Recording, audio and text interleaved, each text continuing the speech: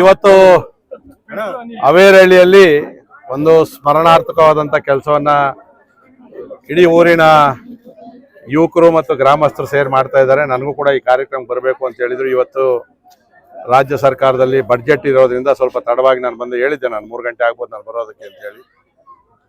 ಇವತ್ತು ಕನ್ನಡದ ಮೇರು ನಟ ಮತ್ತು ಕನ್ನಡದ ಬಗ್ಗೆ ಕಳಕಳಿ ಇಟ್ಕೊಂಡಿರ್ತಕ್ಕಂಥ ಒಬ್ಬ ಹಿರಿಯ ಕಲಾವಿದರಾದಂಥ ದಿವಂಗತ ಡಾಕ್ಟರ್ ಸಾಹಸ ಸಿಂಹ ವಿಷ್ಣುವರ್ಧನ್ ರವರ ಒಂದು ಪ್ರತಿಮೆಯನ್ನು ಇವತ್ತು ಅನಾವರಣ ಮಾಡಿರ್ತಕ್ಕಂಥದ್ದು. ಯಾಕಂದರೆ ಸತ್ತ 11 ದಿನಕ್ಕೆ ಜನ ಮರೆತ್ಕೊತೀವಿ, ಆದರೆ ಅವರು ದಿವಂಗತರಾಗಿ ಹಲವಾರು ವರ್ಷಗಳಾದರೂ ಕೂಡ ಅವರನ್ನು ನೆನೆಸ್ಕೊಂಡು ನನ್ನ ಕ್ಷೇತ್ರದ ಅವೇರಹಳ್ಳಿಯಲ್ಲಿ ಈ ಮೂರ್ತಿಯನ್ನು ಮಾಡಿರ್ತಕ್ಕಂಥದ್ದು ಆ ಯುವಕರಿಗಿರ್ತಕ್ಕಂಥ ಅಭಿಮಾನವನ್ನು ತೋರಿಸ್ತದೆ. ಅವರಿಗೆ ಭಗವಂತ ಒಳ್ಳೇದು ಮಾಡಲಿ. ಜೊತೆಯಲ್ಲಿ ಇವತ್ತು ರಾವುತನಹಳ್ಳಿ ಮುಖ್ಯ ರಸ್ತೆಯಿಂದ ಅವೇರಹಳ್ಳಿಗೆ ಏನಿತ್ತು, ಅದಕ್ಕೆ ಶಿವೈಕ್ಯ ಪರಮ ಪೂಜ್ಯ ಬಾಲಗಂಗಾಧರನಾಥ ಸ್ವಾಮೀಜಿಗಳ ಹೆಸರನ್ನು ಕೂಡ ಇಟ್ಟಿರ್ತಿದ್ದಾರೆ.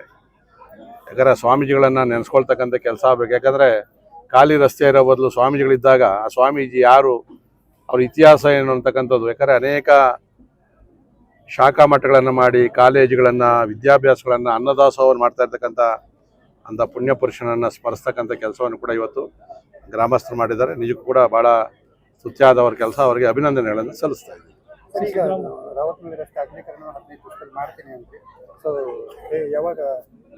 ಯಾಕೆಂದರೆ ನಾನು ಭಾಳ ಹಿಂದೆನೇ ಇದಕ್ಕೆ ಪ್ಲ್ಯಾನ್ ಮಾಡ್ಕೊಂಡಿದ್ದೆ. ಯಾಕಂದರೆ ಈಗ ನಾವು ನೋಡಿರ್ಬೋದು, ಅರ್ಧ ರಸ್ತೆ ಪೂರ್ತಿ ಎಲ್ಲ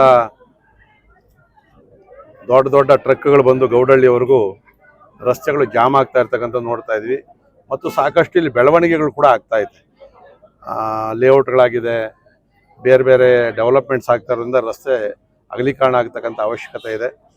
ಅದನ್ನು ಮನಗಂಡು ಇವತ್ತು ಸರ್ಕಾರದಿಂದ 19 ಕೋಟಿ ರೂಪಾಯಿಗಳ ಅನುದಾನವನ್ನು ಮಂಜೂರಾಗಿ ಟೆಂಡರ್ ಕೂಡ ಆಗಿದೆ. ಸೊ ಇವತ್ತೇನು ಅಂದರೆ ರಸ್ತೆ ಅಗಲೀಕರಣ ಮಾಡಬೇಕಾದ್ರೆ ಕೆಲವು ಕಡೆ ಗೋಮಾಳಿ ಜಾಗ ಐತೆ, ನಮಗೇನು ಸಮಸ್ಯೆ ಇಲ್ಲ. ಕೆಲವು ಕಡೆ ಗ್ರಾಮಸ್ಥರು ಸ್ವಲ್ಪ ಜಾಗ ಬಿಡಬೇಕಾಗ್ತದೆ. ಒಂದು ಸೌಭಾಗ್ಯ ಏನು ಅಂದರೆ, ನಾನು ಅನೇಕ ರಸ್ತೆಗಳನ್ನು ದಾಸನಪುರ ಹೋಬಳಿಯಲ್ಲಿ ವಿಸ್ತಾರ ಮಾಡಿದ್ದೀನಿ. ಯಾರು ಎಲ್ಲೂ ಕೂಡ ತಕರಾರು ಮಾಡಿಲ್ಲ. ಪ್ರಾರಂಭದಲ್ಲಿ ಸಣ್ಣ ಪುಟ್ಟ ತಕರಾರು ಮಾಡಿದ್ರು ಕೂಡ ಮತ್ತೆ ಗ್ರಾಮಸ್ಥರು ಎಲ್ಲ ಮನವೊಲಿಸಿ ರಸ್ತೆಯನ್ನು ಬಿಟ್ಕೊಟ್ಟಿದ್ದಾರೆ. ಆಮೇಲೆ ಈ ರಸ್ತೆ ಮಾಡಿದ್ರೆ ಈ ಭಾಗಕ್ಕೆ ಕೂಡ ಸಾಕಷ್ಟು ಪ್ರಗತಿಗೆ ಅನುಕೂಲ ಆಗ್ತದೆ. ಸೊ ಆ ದೃಷ್ಟಿಯಿಂದ ರಸ್ತೆಯನ್ನು ಮಾಡ್ತದೆ. ನೀವು ನೋಡಿರ್ಬೋದು, ಸಿದ್ನೋಸಹಳ್ಳಿ, ಕಾಚೋಹಳ್ಳಿ, ಕಡಬಗೆರೆ ರೋಡು ವಿಸ್ತಾರ ಆದಮೇಲೆ ಅಲ್ಲಿ ಅಡಿ ಲೆಕ್ಕದಲ್ಲಿ ಜಮೀನು ರೇಟ್ ಹೊರಟೋಯ್ತು. ಕಮರ್ಷಿಯಲ್ ಆಕ್ಟಿವಿಟೀಸ್ ಆಗ್ತಾ ಇದೆ. ಆ ದೃಷ್ಟಿಯಿಂದ ನನ್ನ ಕ್ಷೇತ್ರದಲ್ಲಿ ಈ ಥರದ ರಸ್ತೆಗಳನ್ನು ಹುಡುಕಿ ಅನುದಾನವನ್ನು ತಗೊಂಬಂದು ಕೆಲಸ ಮಾಡ್ತಾ ಇದ್ದೀನಿ.